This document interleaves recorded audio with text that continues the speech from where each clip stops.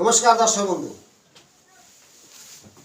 বাস্তু সম্পর্কে এর আগে আমি অনেক ভিডিও দিয়েছিলাম, ফের নতুনভাবে দিচ্ছি যে কোন জায়গায় কোন জিনিস রাখা উচিত, আপনার বাড়িতে অর্থগমন হবে, জীবন ভালো কাটবে, কিছুটাই খারাপ থেকে ভালো হওয়ার লক্ষণ, এবং বাস্তু কতটা সমস্যা দেয় অনেক ভিডিও দিয়েছিলাম। কিন্তু জিনিসপত্র রাখার সম্বন্ধে কিছুটা বলবো, নিজে জানুন। দেখো, বাস্তু আমাদের জীবনে 100% 80% খারাপ ফল দান করে থাকে যদি আমরা বাস্তু নেগেটিভ হয়। কেমন ধরনের, তাকে অনেক ভিডিও দিয়েছিলাম। ঈশান কোণটা ঈশ্বরের স্থান, হিন্দু শাস্ত্র অনুযায়ী ঈশান কোণটা আমাদের সবথেকে গুরুত্বপূর্ণ জায়গা, আমরা সবাই জানি। তেমনই অগ্নিকোণও গুরুত্বপূর্ণ জায়গা, লক্ষ্মী স্থান বলা হয়। আমাদের জীবন যদি ওই যে বাস্তবে নেগেটিভ থাকে, তো নেগেটিভ আমাদের বাড়ির মধ্যে থাকলে আমাদের জীবনে ঘটবে।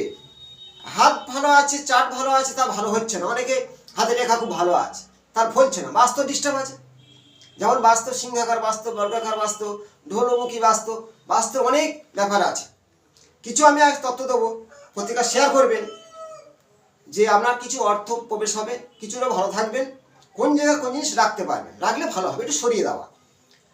প্রথমে দেখো, ঈশান কোণটা বাস্তু পুরুষের মাথা থাকে ঠিক 45 ডিগ্রির মধ্যে, আর পা থাকে 225 ডিগ্রির মধ্যে। ঈশান কোণে বাস্তু পুরুষের মাথা।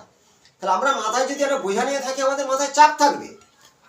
তেমনই ঈশান কোণটা সিঁড়ি না করা ভালো। দেখো, বাস্তু তো সবার, কারণ আপনি যেখানে সিঁড়ি করুন না কেন, সিঁড়ির নিচে রান্নাঘর কিচেন ঘর, সিঁড়ির নিচে বাথরুম, সিঁড়ির নিচে কোনো রকমে ভাঙাচোরা জিনিসপত্র থেকে যাওয়া, বা সিঁড়ির ওপরে ঠাকুর ঘর, তার নিচে কিচেন ঘর, আপনার কিন্তু বাস্তুদোষ এসে গেল। বাড়িতে কিছু কাঠকুটো আছে, অনেক সময় ভাঙাচোরা জিনিসপত্র আছে, তার মধ্যে কিছু পোকামাকড় উইপোকা আছে, বাস্তুদোষ এসেই গেল।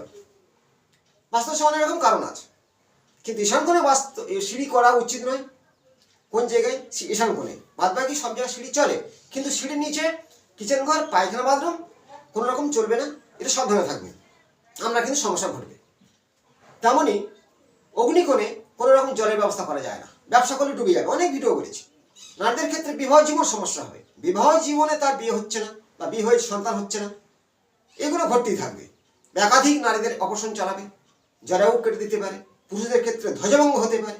অগ্নিকোণটা এতটাই গুরুত্বপূর্ণ। তেমনই আমাদের ঈশান কোণ গুরুত্ব, অগ্নিকোণ গুরুত্ব। তাই আমি কোথায় ঘুরবো, তেমনই আমি আজ সেই সম্পর্কে জানাবো, আপনার কোথায় কোন জিনিস করা উচিত।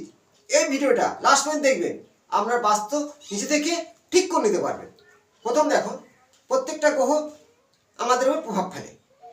তাহলে আমাদের সেই গ্রহ বাস্তুর মধ্যে সেই গ্রহদের প্রভাব পড়ে। 64 যোগুনি আছে।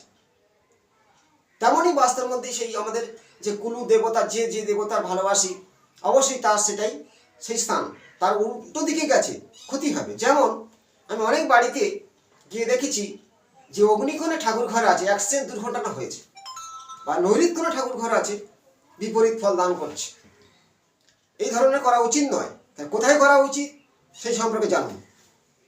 এই যে 45 ডিগ্রি উত্তর পূর্ব কোণ, ঈশান কোণ 45 ডিগ্রির মধ্যে ঠাকুরের কোনো একটা মন্দির, স্থান, তুলসী মঞ্চ না কিছু যদি করেন, ফাঁকা ঘর রাখুন, অতিথিশালা হোক, বা বাচ্চারা পড়াশোনা করবে। ফাঁকা ঘর থাকলে বয়স্ক মানুষরা ওইখানে থাকবে, কিন্তু স্বামী স্ত্রী থাকবেন না, ভাই বোনের মধ্যে সম্পর্ক হয়ে যাবে, সেটা খেয়াল রাখতে হবে। 90 ডিগ্রি সূর্য ওঠে, রবি আমাদের কি সব কিছু সৃষ্টি করে, সবিতা তার নাম, মান সম্মান, যশ, খ্যাতি, সরকারি চাকুরি সব রবি দেখে, মেডিকেল। তেমনই এই 90 ডিগ্রির মধ্যে আপনি যদি কোনো রকম সিঁড়ি তুলে দেন, আপনার কিছু সমস্যা হবে। ড্রেন আছে, নোংরা আছে, আর সম্মানহানি হওয়া, সাপোর্ট না পাওয়া ঘটবেই। পূর্ব দিকটা অগ্নিকোণটা, তাহলে এখানে ঠাকুর ঘর, ফাঁকা ঘর বা কোনো অতিশালা করা যায়। এই যে 135 ডিগ্রির মধ্যে কোনো মতে পায়খানা বাথরুম জল করাই যাবে না। এই বাস্তবে এই কোণটা কাটিং হলে, তাই সে ডান হাত আছে বাস্তব পুরুষের, তো কর্মজীবন নষ্ট হয়ে যাবে। তাই এই বাস্তব এই যে অগ্নিকোণটায় কি করা উচিত, কিচেন ঘর ওখানে আগুন জ্বালান, এটা লক্ষ্মী স্থান বলা হয়। শুক্র লক্ষ্মী, অনেকে বলে বৃহস্পতিবার লক্ষ্মীবার, না, শুক্রবার লক্ষ্মীবার, এবং শুক্র স্থান এইটাই 135 ডিগ্রির মধ্যে দৈত্যগুরু শুক্রাচার্য থাকেন। এবং শুক্রকে বলা হয় লক্ষ্মীবার, শুক্রবারকে। তাহলে এইটা লক্ষ্মী স্থান, এখানে কিচেন ঘর, রান্নাঘর। আপনার ব্যবসা ভালো হবে, শরীর ভালো থাকবে, মন ভালো থাকবে, অর্থ আসবে। এখানে করা উচিত, এইখানে রান্নাঘর করা উচিত, এখানে ঠাকুর ঘর করা উচিত, ঠাকুর ঘর। বুঝতে পারছেন? এবারে এই যে নৈরিত কোণ আছে, এই যে 225 ডিগ্রি ছেড়ে নৈরিত কোণ, এখানে কোনো রকম কিন্তু পায়খানা বাথরুম করলে কিছুটা শারীরিক সমস্যা ঘটবে, কিন্তু করা যায়, যার জায়গা নেই একেবারে ওই পারের থেকে এখানটায় করা যেতে পারে। কিন্তু পায়খানা বাথরুম ঠিক এইখানে করা সবথেকে সুবিধ। এই যে 270 ডিগ্রির একটু আগে বা পরে করতে পারেন পায়খানা বাথরুম, পশ্চিম দিকে 270 ডিগ্রি ছেড়ে। আচ্ছা, এই বায়ুকোণ দেখো, এখানে স্থানকার 315 ডিগ্রি, 315 ডিগ্রির মধ্যে আছে চন্দ্রস্থান বলা হয়। ওখানে কিন্তু যদি পায়খানা বাথরুম হয়, সিঁড়ি হয়, মানসিক চাপ, কষ্ট থাকবেই। ওখানে যাদের বিয়ে হয় না সেই সব ছেলে মেয়েদের ওই ঘরে থাকা উচিত, বিবাহের যোগ আসবে। বায়ুকন্যা নৈরিত কোণে বয়স্ক মানুষদের থাকার ঘর, বয়স্ক মানুষের থাকার ঘর। যাদের একটু বয়স হয়ে গেছে তাদের নৈরিত কোণের ঘরে থাকলে শরীর ভালো থাকবে। কারণ এখানে থাকলে বৃহস্পতির পূর্ণ দৃষ্টি পড়বে। আর যদি কেউ বায়ুকোণের ঘরে থাকে, এই শুক্রের দৃষ্টি পড়বে। কারণ সেই শুক্র দৃষ্টি বায়ুকোণের ঘরে পড়বে, কারণ বিবাহ যোগ খুব তাড়াতাড়ি আসবে। থাকার জায়গা, এবার আলমারি, অনেকে থাকা, আমি অনেক ভিডিও করেছি। আমরা আলমারি যদি দক্ষিণ দিকে মুখ থাকে, ঠিক 180 ডিগ্রির মধ্যে, আমার টাকা নেই, অর্থ থাকছে না, কারণ এইটাই। তাহলে আলমারিটা রাখবো কোথায়? এইখানে আলমারি রাখবে, 180 ডিগ্রির মধ্যে মুখ থাকবে 0 ডিগ্রি উত্তর দিকে। দক্ষিণ দিকে আলমারি বসবে, মুখ থাকবে উত্তর দিকে, সঠিকভাবে ডিগ্রি মেপে রাখলে আরও ভালো, আপনার অর্থ স্থায়ী করবে। অনেক আলমারি আছে পূর্ব দিকে, মুখ আছে পশ্চিম দিকে, অর্থ শেষ হয়ে যাচ্ছে। কিন্তু আলমারি পশ্চিম দিকে দেওয়ালে রাখো, এই যে এখানে জয়ন্ত রাজন থাকে সূর্যের আগে, ওইখানে ওই সোজাসুজি আলমারি রাখলে আমার অর্থ স্টে করবে, অর্থ আসবেই। আলমারি ঠিক জায়গায় রাখুন। আলমারি দক্ষিণ দিকে মুখ থাকলে অর্থ আসবে না, পশ্চিম দিকে মুখ থাকলে অর্থ শেষ হয়ে যাবে, কিছু টাকা আনতে টাকা শেষ, এইটাই মানতে হবে। তাহলে আমি রান্নাঘর, ঠাকুর ঘর, থাকার ঘর বললাম। খাওয়ার জায়গা ঠিক এইখানে করা যায়, এই রান্নাঘরের সঙ্গে সেটিং করি। ব্রহ্মস্থানটা ফাঁকা রাখতে হবে, বাড়ির মিডল পজিশন এটাকে ফাঁকা থাকবে। সিঁড়ি করা উচিত পুরো 270 ডিগ্রির মধ্যে। সিঁড়ি হলো শনি, 270 ডিগ্রির মধ্যে সিঁড়ি করলে সবথেকে ভালো হয়। পশ্চিম দিকে সিঁড়ি চলে। এবার চালের ঘর, জলের ব্যবস্থা সবসময়ের জন্য এই উত্তর দিকে চলবে। বায়ুকন্যার চেপে উত্তর দিকে জলের ধারা, এটা অগ্নির ধারা আর এটা হলো জলের ধারা। তাহলে জল জলের জায়গা থাকবে, আগুন আগুনের জায়গা থাকবে, এইটাই তার কারণ। আর কি করবে, এই যে আলমারি রাখার জায়গা বলে দিলাম, ঠিক 0 ডিগ্রি সোজা মুখ থাকবে পূর্ব দিকে, ইন্দ্রের সোজা মুখ থাকবে। আপনার বাড়ির গেট যদি ভুল হয়, এই 180 ডিগ্রির মধ্যে গেট আছে, জম দুয়ারে গেট বলা হয়। ওই গেটটা অ্যাক্সিডেন্ট, দুর্ঘটনা, তার থেকে আরও বেশি খারাপ গেট এই 225 ডিগ্রির মধ্যে যদি আপনার বাড়ির মেন গেট হয়ে থাকে, বারে বারে সর্বকাজে বাধা সৃষ্টি হবে, হওয়া কাজ হতে দেবে না। ঈশান কোণে পায়খানা বাথরুম 45 ডিগ্রির মধ্যে, আর নৈরিত কোণে 225 ডিগ্রির মধ্যে গেট, সেই বাড়িতে থাকা আর মৃত্যুর সমান, এটা জেনে নিন। কোনো মতে থাকা যাবে না। নৈরিত কোণের গেট, ঈশান কোণে পায়খানা বাথরুম কোনো মতে শুভ নয়, আপনার জীবনকে কয়লা করে তুলবে। তাহলে গেট করা উচিত কোথায়? পশ্চিম দিকে চলবে বরুণের সোজায়,